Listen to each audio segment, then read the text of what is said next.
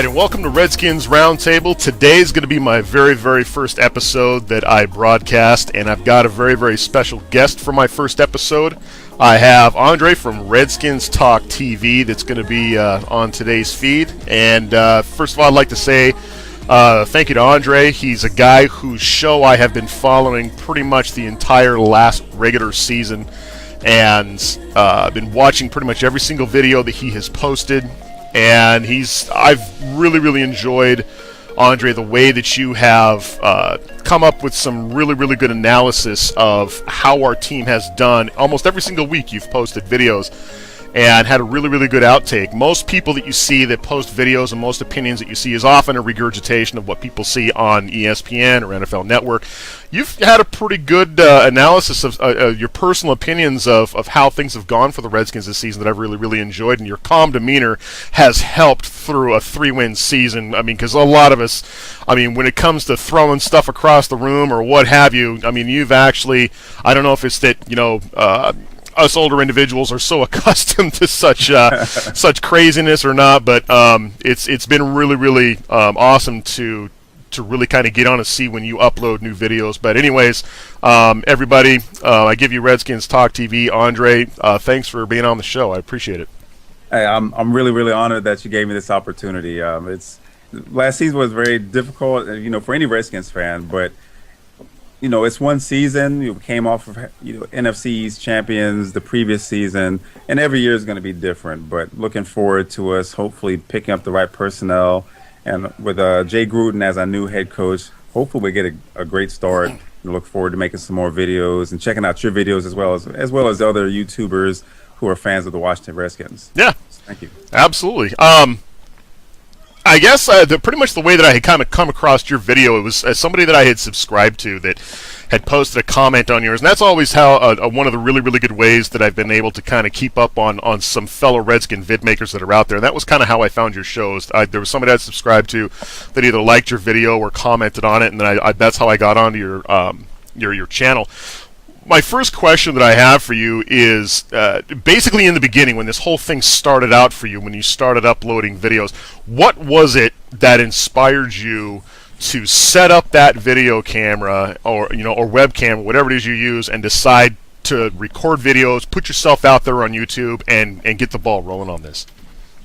Mainly, it was last July with the NBA Finals, and there was the young kid who sang the national anthem, Sebastian De La Cruz, out of San Antonio. Yeah. And just a lot of the uproar from him dressed in his mariachi outfit.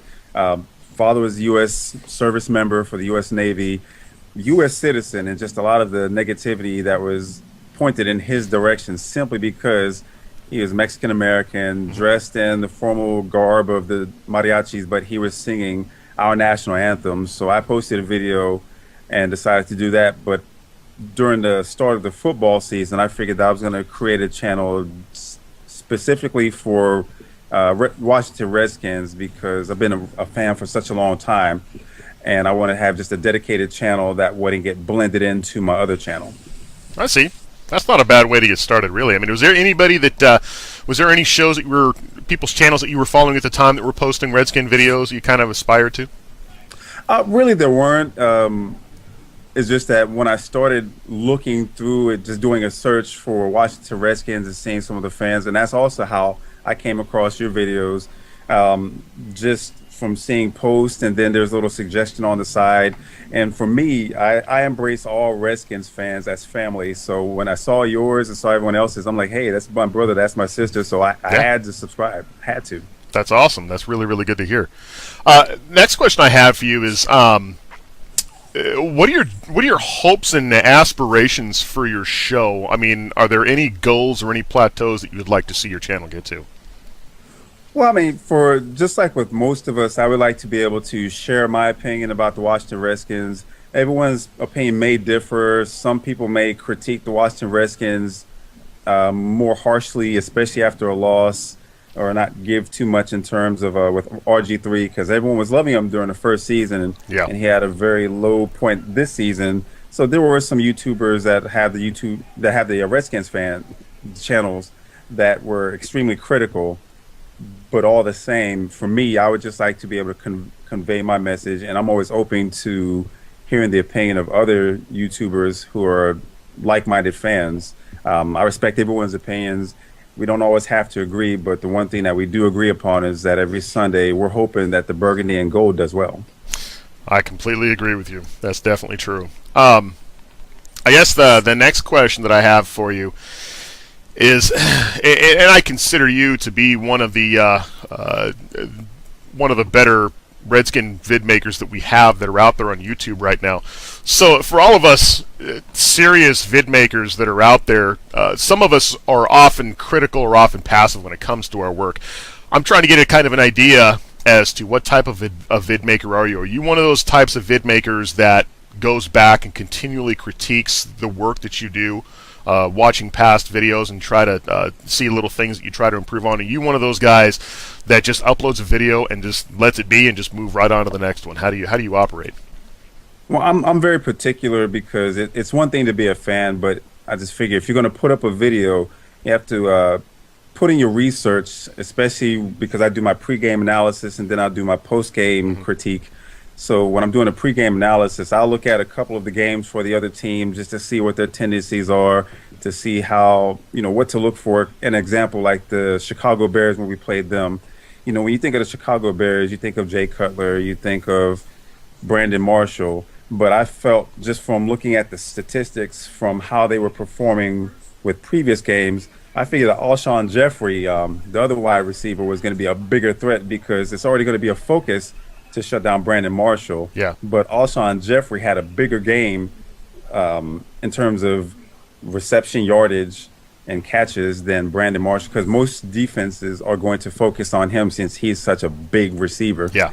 But and when I watched the game, lo and behold, he was getting targeted. Speaking of Alshon Jeffrey, he was getting targeted quite often. But when I do my videos, I always like to research what's happening with the other team, because as a fan, it's easy for me to think the Washington Redskins are going to win, but the actuality is we're not playing against some Pop Warner team. We're coming up against other guys that are making millions of dollars, and they're going to fight their tails off to beat us. Absolutely. So I want to see what we do well, what we need to improve on, and hopefully find ways that we can shut down the other team, or at least utilize our players to the best of their abilities when it comes to defense and offense. Okay. So are you the type of guy that just pretty much tries to watch anything and everything, or are you one of those guys that specifically takes a look at a team because you know that the Redskins are going to be playing them in a couple of weeks? How far ahead do you look as far as teams go when you do your research? Usually for the team that we're approaching, especially like in the middle of the season, I'll look at a couple of like 2 or 3 games, look at their win-loss record. Sometimes the score doesn't always tell it all, because there are a lot of times where we lost just by a couple of points. Yeah. So, and there are other teams that we play that also lose by a couple of points. So not taking anything away from those teams, but I always try to look at least a couple of games back. Try not to get too far ahead, because, like the Kansas City Chiefs, they didn't do well the previous season, but I knew approaching them coming into this season, really couldn't jump far ahead and say, okay, well, they were 2-14 the previous season, so this should be a cakewalk. Yeah. I just waited until it was our time to meet them, and then I go back to video archives and what they did each game up until the point that we met them. Okay. That's a lot of work.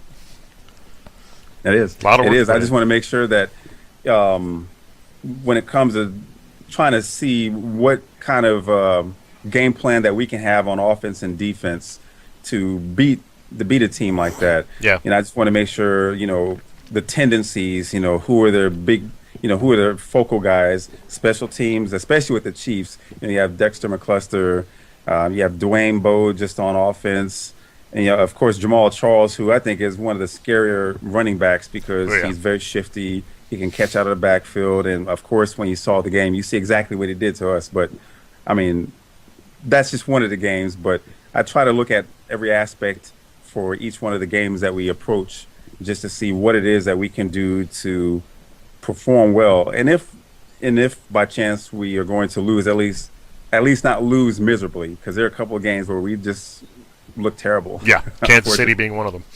Yes. So I guess my next question is, assuming that there are some individuals that are out there that are watching this current video that are toying around with the idea of hitting the vid making scene, what advice would you have for some of these newer individuals that are thinking about going out and purchasing that webcam and doing what it is that you do on a regular basis as far as videos go on YouTube? Just show respect for other teams that we're going to go up against.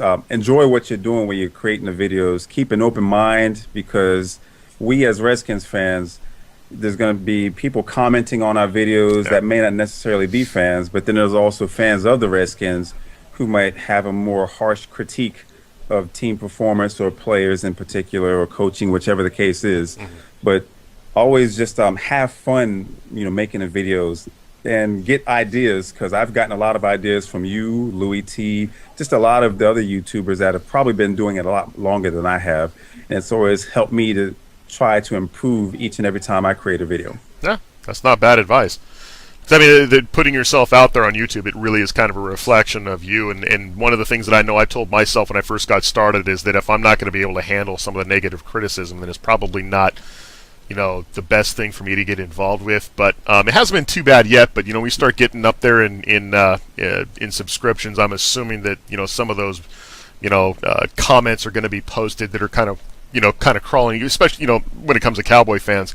Yes. But being able to set some of that stuff aside and still being able to move on with a positive frame of mind, it takes a certain type of individual to do that. It does. So, is there anything that current or past vid makers that have implemented in their videos that drive you absolutely crazy? Any bad habits or gimmicks that immediately make you want to click off that person's channel? Immediately when they just go into the bad, I mean, we can all see from a 3-13 season that most of the games we look awful, just god awful. But there's always some positives to those games, or at least the one thing that really drives me crazy is when it's the first game of the season. If we lose, we still have 15 games left. Yeah. So it's not the end of the season simply because we lose our first game. I'm the kind of person with the mindset, okay, we lost the first game, we got 15 more games to win. Yeah, exactly. Or when we draft somebody that they don't want us to draft, and all of a sudden that person's not going to amount to anything, and all kinds of negative criticism and feedback before the individual hasn't even a chance to step on an NFL field. That kind of drives me nuts. Yeah. Because they might be gems. I mean, when you look at like Tom Brady, you can look at his combine statistics and everything, drafted in the 6th round, and look at him, future Hall of Famer. Absolutely. And you know what? The last person I could think of that draws to mind is Alfred Morris, because I remember when we drafted Alfred Morris at the time, I had people going, why are we drafting another running back? This makes absolutely no sense. We need a wide receiver. We need a corner. We need a this. We need a that. It makes no sense to get, another running back. We've already invested in several people, and wow, it's like, that argument's by the wayside in just one season, a guy who was up for Rookie of the Year. So, you never really can tell when it comes to, those beginning rookie seasons or even those first couple weeks of football. Right. So, basically, your tribute video to the Redskins family, the Redskins vid makers that were out there, was a huge inspiration to me, and I even posted a video that was very, very similar to yours. And drawing from that inspiration, that was in my opinion, it was a great move on your part. But I wanted to kind of, at the time when I had done it, actually at the time when I had actually seen yours, one of the big questions that I had in my mind was, what was the inspiration behind that video? As I stated, I believe it's a unique brotherhood or sisterhood, or just a family, when I'm able to share my opinion and also see other people who enjoy my favorite football team. So I embrace all Redskins fans as family, regardless of whether they have the same opinion as I do. When they cheer for the burgundy and gold, that's really all that matters to me. We share all the same enthusiasm. Some of us are more diehard fans. Yeah. We keep up with every game. Some of them, maybe it's when it's convenient for them, they cheer, and that's all fine and dandy. But what's important is my the opportunity that I was given to be able to view your videos, like Louis T's, just get a lot of insight from you guys and hear your take on how you felt the games did and just your general thoughts for the team as a whole. Yeah. That really meant a lot to me. Yeah. It was a great video. I think it was a stroke of genius on your part for your channel, and I was really, really glad that you did it. And honestly, to tell you the truth, there was several vid makers that you had mentioned that I had looked up and kind of looked at their content and even drew a lot of subscriptions from. And that was one of the things that I think was probably both beneficial for both videos, is that for any Redskin fans that were out there that caught your video and caught mine, they were able to get an idea of who these other vid makers are, especially some of these guys starting out. Like for me, for instance, I never really put too much stock in subscriptions. I mean, I never really have. I'm happy with 50 subscribers or 500 subscribers or 5,000. It's all the same to me. But there are some people that that really put a lot of stock into that, and this is a really good way to network. As far I plan on doing it yearly. I mean, I don't know about you, but after each season, it's something that if I gather new subscriptions or notice something new that somebody does, I would love to do a tribute video pretty much after each season. Yeah, and that's how I felt. Is for me, it's not so much about getting the most subscribers. I just want to make sure that for those who may not have seen your channel, they get a chance to check you out, check out the other Redskins fans, and subscribe to them, or just check their video out, check the content, see what you guys are all about. Because for me, once again, when I saw you guys' videos, I was like, wow, I love this person already. So I had to make sure that I lend support. That's the most important thing for me, is lend support, because you're getting the word out about how you feel about the team, and I just want to make sure that everyone else got the chance to see what you had to say. That's cool. Next question: is there anybody, as far as the direction of the and I tend to think that this whole genre of YouTube vid makers, it tends to go in a certain direction every year, because I've been watching YouTube vids for, I think it was 2008, that first year that we had went to a playoff game under Joe Gibbs. I was riding that huge Redskin bandwagon at the time. I was trying to grab every single thing I possibly could that was Redskins related, and I just happened to look up video bloggers, and that was kind of what got me hooked on some of these vid makers back then, and a lot of them aren't even doing videos now. But it was a little bit different than as far as how people made videos.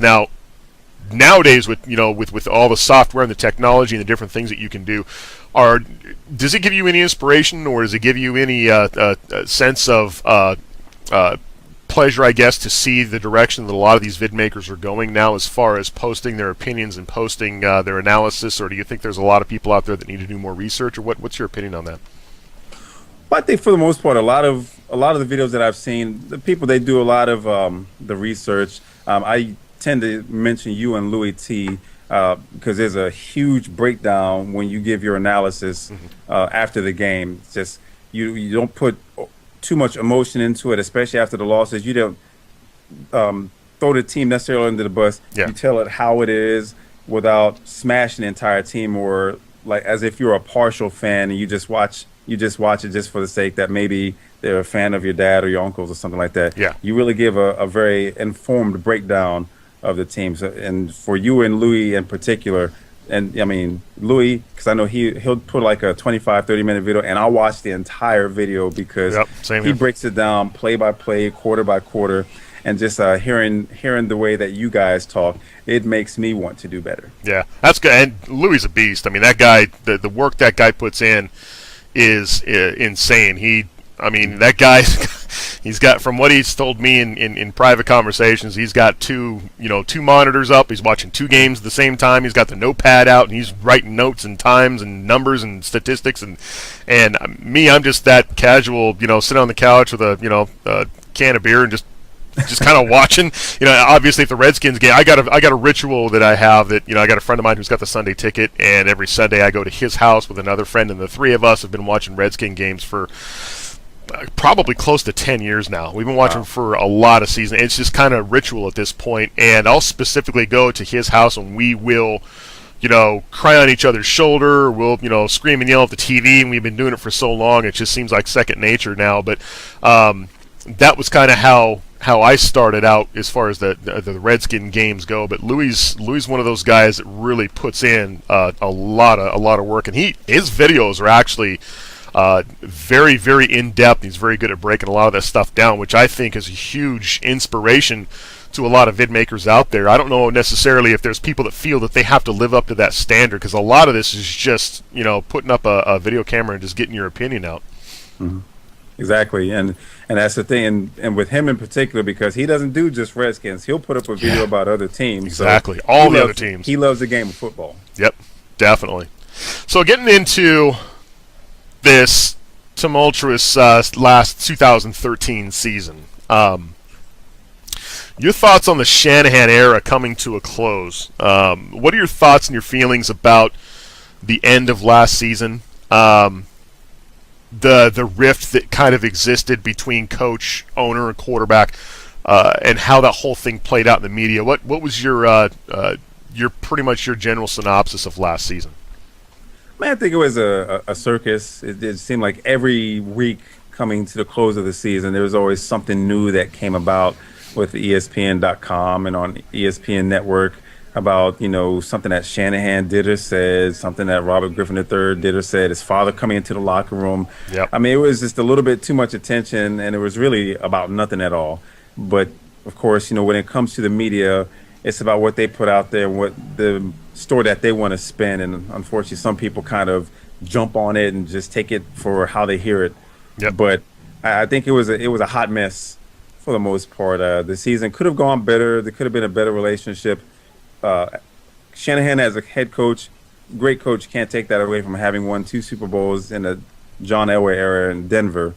Yeah. Was hoping that would translate over when he came here. And, one of the things that I really appreciate about him being here is that he was a no-nonsense kind of guy, not quite the yes man that Jim Zorn was. So he was the kind of guy that just, would tell Dan Snyder, you sit back and write the checks. Let me go ahead and coach your team. Whereas Dan Snyder, he would pull kind of a Jerry Jones and get a little too overly involved with the team with previous coaches, with the exception of Joe Gibbs. Yeah. But it was a little bit difficult to deal with, and as a fan, you have people from other teams asking, so what's going on with the team and things like, hey, I'm a fan. I wish I was, that much into the organization that I can really answer those questions. Yeah. And I'm just looking forward to the craziness being over and just getting to the draft. And then starting next season, hopefully getting off on the right foot. Yeah, I agree. What are your thoughts on RG3? Are you sold on our investment in him, or are you one of those guys that feels that we have probably given up a little bit too much for this franchise quarterback? I mean, I don't think it was a lot. We've been searching for a good franchise quarterback. We thought it was going to be the case when Jason Campbell took over. Didn't happen. Thought it was going to be the case when Donovan McNabb took over. That was short-lived. So I think RG3 was a good choice. We just have to have the players around him and also have a scheme that's going to work to his ability. But at the same time, I know that there's only so much that he can do with the other 10 guys on offense. But when he's putting up points, it's up to our defense to stop the other team from scoring. It's up to our special teams to prevent the other team's special teams from running up and down the field the way we experienced last season. So RG3, I think he did make some mistakes. I think him trying to get into the game too soon, maybe for fear of Kirk Cousins shining and taking a spotlight away from him. I mean, as a starting quarterback, they're competitors, so they want to be the ones that keep their job. And I know that's, thinking back to how with Jay Schrader and Doug Williams. Oh, I remember that too. Yep. Just when Jay Schrader, at least the way I remember the story, he got a little dinged up. Yep. Coach was going to send Doug Williams out, and Jay Schrader told him, take your butt back over to the bench. So I don't know if RG3 is thinking in that same way. Yeah. And you know what? I remember that era, and I was never a big Jay Schrader fan. I could not stand Jay Schrader, and I have to admit I didn't even know anything about about Doug Williams when we brought him in and when he took the field. But I remember a distinct difference in our team when Doug Williams was behind center, and it never became more obvious. A lot of people don't remember. If my memory it serves me correctly, there was times when we brought Doug Williams in, and Doug Williams would come back and win football games for us, but then the following week, Jay Schrader would be back as the starter, which caused a lot of controversy in the DC area, because a lot of people liked seeing Doug, this new fresh quarterback in there, who obviously was a ball slinger, and Jay Schrader was not the most. I don't want to say he was combative, but he was not somebody who was media friendly. He was not team friendly. I know there's a lot of people on the offensive line that didn't necessarily like him. And when Doug Williams finally became the true, honest to God starter, I was breathing a sigh of relief, because I was not the biggest Jay Schrader fan. The guy had an arm, but yeah, and it's kind of like in the modern era, like Jay Cutler, because my boss, her brother, is a center for the Chicago Bears. Oh, really? Yes. So wow. She's, so just hearing stories about Jay Cutler, he says he can be a bit standoffish, a good quarterback, but he can be very temperamental. Uh-huh. Yeah, I actually got to make my pilgrimage last season. The very first Redskins game that I ever went to was last season against Chicago. So I got to see them play. But I was the main person I was mainly focusing on Chicago was Stephen Paya from Oregon State. He was their rookie last year. I think he was playing nose tackle last year. So I was really kind of paying attention to him and just marveling at how big some of their their defensive players were. Oh my, who's Julius Peppers? That guy is a monster. Yeah. Yeah. But other than that, what's your thoughts on the Jay Gruden hire? I think it'll be interesting. I mean, if he can help to further develop Robert Griffin III, because a lot of people I know, they were critiquing him as just being a one-read kind of guy, just you step back, look at his first option, and throw the ball, and sometimes may not have been the best decision, but just helping him to develop, because during the offseason when he was injured, he didn't get those reps to, make sure that his second season didn't have that quote-unquote quarterback or sophomore slump. Yeah. But I think with a little bit more work in the offseason, he'll develop his footwork, he'll be able to make better reads, and it's just a lot of repetitions that he didn't get this time around. So he just kind of jumped into the frying pan. Yep. A little bit unprepared. Yeah. And that knee will be a little bit better this Yes. this season too. Hopefully, I don't know. There's a lot of people blowing their ACLs during training camp these days too. So I guess you're never safe when it comes to practicing and playing in the NFL. Yeah, and that's one thing I was was watching something on NFL Network where they were just talking about just how he didn't have that same speed, and it's true because in his rookie season, defensive linemen were just dreading the fact of having to chase him down. Yeah. And this season, it just seemed like you got guys that are running like a 4.7, 4.8 that were able to catch him. Yeah. Because of the knee brace and everything. So he didn't have quite the mobility.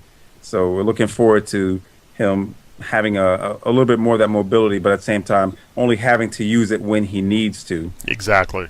That's we don't want the guy running all the time, that's for sure. True. So what are your thoughts on Jim Haslett staying on as our defensive coordinator? Is that somebody that you feel comfortable as far as leading our defense goes into this next season, or would you have liked to have seen us going in a different direction? I was kind of iffy, 50-50 with that, primarily because just didn't have the right personnel for a 3-4 defense. And, of course, with London Fletcher going out, and still questions about whether we're going to be able to sign Perry Riley, which I read about yesterday or the day before, that we still haven't able to seal up anything in terms of a contract. But I think he's a heck of a player, and I think we can build a defense around him. But it'd be nice to see us switch back to a 4-3. Mm-hmm. I think Jim Haslett, he's a good defensive coach. As long as he's got the right guys in place, I think anything that he's calls is going to solidify Dan Snyder keeping him on as the defensive coordinator. Yeah, that's very, very true. And I think, in fact, I was hearing a couple days ago on Sports Talk Radio, they were saying that signing Perry Riley might actually be a little bit more detrimental than signing a Brian Arakpo, because that middle linebacker position, that guy in the middle, being the quarterback of the defense is somebody that is very, very important to establish. And once you got that position established, then going to the outside rush end is your next step. So that's actually something that makes a lot of sense. Yes, absolutely. So, I like to see Arakpo back, but having someone that can take the place of where London Fletcher was, because you're talking about a guy who's been in the league for so long and extremely intelligent and just helps the other younger linebackers get better, making sure that they stay disciplined, stay where they're supposed to. So hopefully, if we do get Perry Riley, because he started to really show a lot of greatness. When I can't say greatness, but he started to show a lot more last season. Yeah. Is there anybody in the draft that you kind of got your eye on as far as Redskin drafts go? Quite honestly, I don't really follow college football too much. For us, I would like for us to really build around the defense. Hopefully, pick up another corner. Not really sure what's going to happen as far as whether we're going to keep Josh Wilson. Yeah. I know with David Emerson, I think he's going to do well. Give him a little bit more time. He's got the size. He's got speed. Just give him a little bit more experience, and I think he's going to do well. It's not quite like Champ Bailey when he came out, yeah. to where quarterbacks would test him, and then they found out real quick that he's not the one to to play around with. Yeah. So hopefully David Emerson can kind of fill that role. Bakari Rambo, because I know we picked him up. I wasn't really sold on him from seeing some of his gameplay, because he was out of position a lot, missed a lot, just taking bad angles. But for us, hopefully we can get. I don't see us really going for someone like Jadeveon Clowney. Yeah, everyone was talking about him, but I think he's going to go well before we're able to get any chance or opportunity to take him. So it's really hard, it's really tough to say, but I'm hoping that we can help solidify the defense. Yeah. I would like to see us work a lot on the defense. That's something that I don't think was a major focus. Despite the interviews to the contrary by Mike Shanahan, I just don't think it was a major focal point. I think that supplying his son with as many weapons as he possibly could was kind of more of his focus. This whole ordeal with, we didn't have the money because the NFL, put sanctions on us, and that was all the money we were going to spend on our defense. I'm not necessarily buying that, but Right. It would be nice to really see a little bit more concentration on the defense, a lot more concentration on the special teams. Not that we need to specifically go out and get people that are special teams, but just get a little bit more confidence and more solidification on that special teams angle. And then hopefully the offensive side is able to kind of work itself out. That right tackle position, I think, is one of the most glaring positions I think we really need to look at. And I kind of bounce an idea off of you. And I've never really mentioned this in this show before, only because I didn't really know if there was a way that I could fit this into a full and complete comprehensive show. But Tyler Polumbus is a guy that is put on an island out at right tackle that has been beaten many, many different times, and is obviously somebody that different our defensive coordinators love to plan their schemes around as far as blitz packages go. I've always kind of been bouncing in the back of my mind of being able to move him back to a guard position. That was the position that he was playing when he was in Seattle. I don't know if that's necessarily something that he may feel a little bit more comfortable in that interior line, but that may very well be a possibility, because I know Chester and Lichtensteiger both were guys that kind of had some interesting games this last season. I don't think the only person that's beyond reproach, obviously, is Trent Williams. He's probably one of our best players on the entire team. But even Will Montgomery had some issues, coming out at center. But I'm thinking there might be a possibility. I think Tyler Polumbus is a very, very good run blocker, but when it comes to pass protection, against those extremely speedy, rushing linebackers, that's where I think that he has a lot of issues. And I think maybe possibly moving him to the inside with a little bit of center support may be a little bit better of an option for him if we're able to find a really good right tackle. That's true. It's kind of reminded me of when we had Stephon Hire. Oh, yeah. There's a couple games where we put him in at guard, and he actually seemed to play better. Yep. But as a right tackle, he just it was just it hurt to watch defenders coming in, Yes. especially when you had like Justin Tuck, who had been injured or just hadn't had really a great game up until they played us, and then all of a sudden he's getting 4 sacks from that side. Yeah. So that's, you to see something like that happen. One of the things that kills me the most is when a team that performs poorly that comes up against us, and all of a sudden they come up against our offensive line and they're having, really good days to where, as Yeah. part of some sort of a highlight reel. Yep. That always drove me crazy. Yep. When they're negotiating for that contract the next season, they're popping in the Redskins game. Yeah, exactly. And I remember Stephon Heyer too. And Stephon Heyer was a bulldozer on run, as far as run schemes go. But when it came to pass protection, that's actually somebody. And Tyler Polumbus, I think, on certain circumstances, kind of gets a bad rap to a certain extent, because I don't really feel that Tyler Polumbus is a bona fide right tackle. I think that he's somebody that was kind of plugged into that position because that's where we needed him. I've always kind of considered him more of a guard. But Stephon Heyer, if I remember correctly, was a guy that played everything. In fact, I want to say he played left tackle for a while too. That guy he played almost everything but center. And a lot of people don't understand that, the mechanics of an offensive lineman is just not something that you coach and teach overnight and bam, you got it. Well, I played right tackle. It's not that hard to play left tackle. It's actually, it's polar opposites. It's like trying to teach a standard traditional boxer to box left-handed and expect him to get it within a week. It doesn't work that way. The mechanics are so backwards and so different that it could take a player a season, if not 2 seasons, to even pick it up, if they pick it up at all. Exactly. So, anyways, man, I want to start winding down here in the final 4 questions. Actually, it's more like 5 questions because one of them is a 2-parter. But this next section of questions is going to be a series of questions that I'll be asking pretty much all the guests that are on my show. So I'll go ahead and run my little guinea pig list here on you first, Andre, and see how this whole thing goes. First, who's your favorite Redskin of all time? I'll have to say Darrell Green. Darrell Green. Darrell Green is also just, one of those guys when you think undersized players, but he played with, a lot of heart, gave 20 seasons to us, and, just a very classy player. Yeah, absolutely. Class all the way. Probably one of the best corners I've ever seen play the position. Yes. Great pick. So, if you were franchise admin for a day, you had a magic wand of infinite possibility, what's the one thing that you would change to improve our team? I would have to say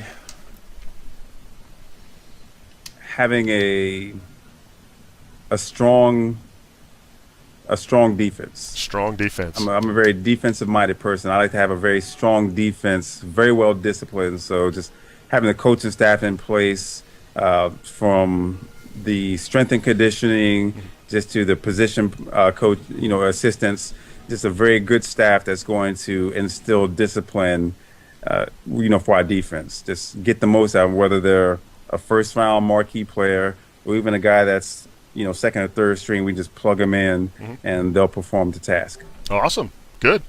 The next question. Scenario.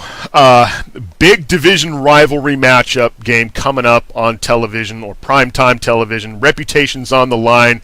Heated game between 2 division rivals, the Redskins and whoever else you want to pick, whether it's the Eagles or the Cowboys or the Giants. Is there any preferred environment or experience that you or environment that you choose to be in when it comes to experiencing this game? Any ideal place that you want to watch a game of that magnitude? Are you an out in public kind of guy? Are you pretty much one of those guys that draws the drapes and locks the door and sends the kids to the mother's house? I mean, what's your ideal experience like when it comes to a game of that magnitude? Well, that's a great question. Even pretty much any season, and my wife will tell you in the almost 11 years that we've been married, football season starts and there's like an annulment with the marriage. At least for those Sundays, I just tell her, look, we're divorced for this day, so we'll get back together. Don't worry. So you can find a boyfriend for a couple of hours, go to your mom's house, something. But when the game is on, I'm focused on TV. Please try not to ask me any questions. I'm usually home, just focused right in front of my TV.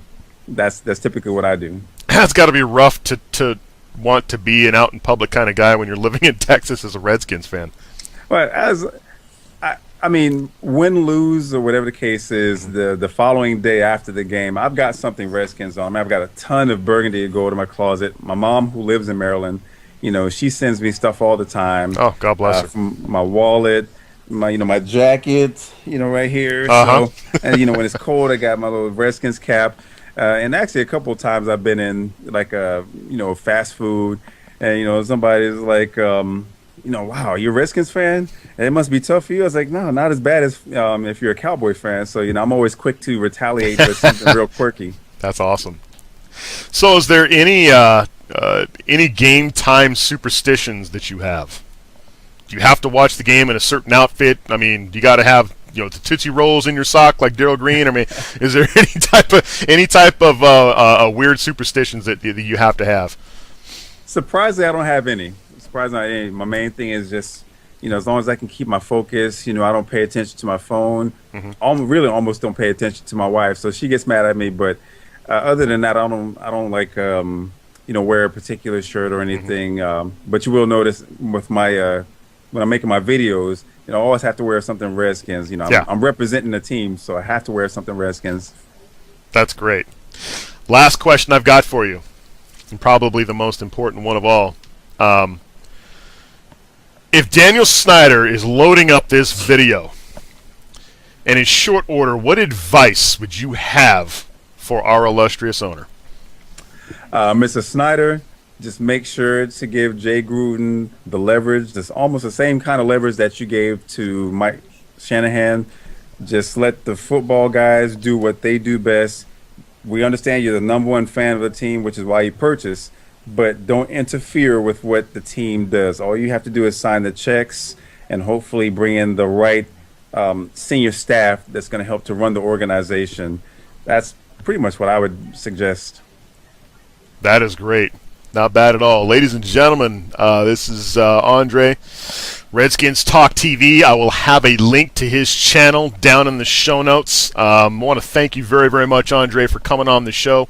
I think it was a successful first try. We'll have to do this again sometime, hopefully maybe partway through the season or towards the end of the season, assuming that we're going to do better. Absolutely. I really appreciate the opportunity that you gave for me tonight. I'm really, really glad, and I really look forward to seeing a lot more of your videos. Awesome. Thank you. Is there any other mediums that the people can get a hold of you? Do you have a Twitter account or anything that you want to plug, or Facebook or anything? It's my Facebook account, Andre Shorter 71, and, of course, my YouTube channel, Andre Shorter 71. I mean, I have a Twitter account. Really don't get much on that. It's mostly you can find me on Facebook and YouTube. Okay. Awesome. That's going to do it for our show, guys. For the round table, this is Burgundy Fly Guy coming at you with another episode, and we will catch you guys later. Bye-bye.